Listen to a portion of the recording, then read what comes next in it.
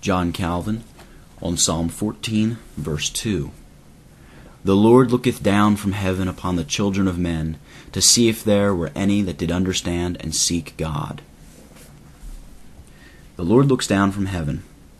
God himself is here introduced as speaking on the subject of human depravity,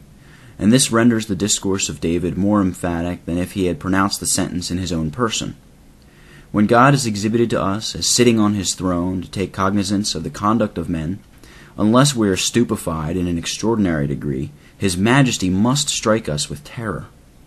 The effect of the habit of sinning is that men grow hardened in their sins and discern nothing, as if they were enveloped in thick darkness.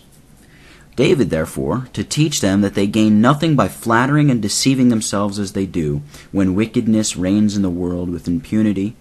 testifies that God looks down from heaven and casts his eye on all sides for the purpose of knowing what is done among men.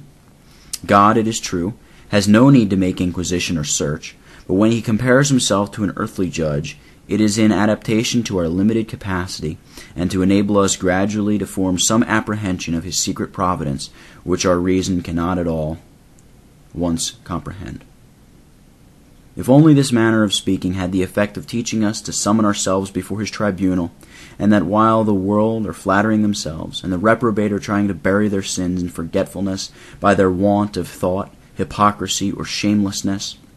and are blinded in their obstinacy as if they were intoxicated, we might be led to shake off all indifference and stupidity by reflecting on his truth, that God, notwithstanding, looks down from his high throne in heaven and beholds what is going on here below,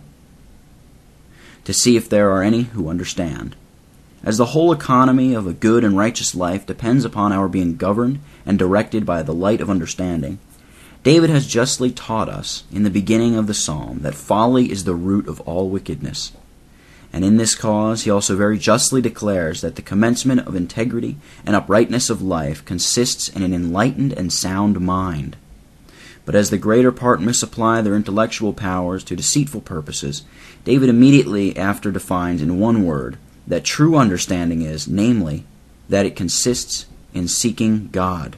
by which he means that unless men devote themselves wholly to God, their life cannot be well ordered.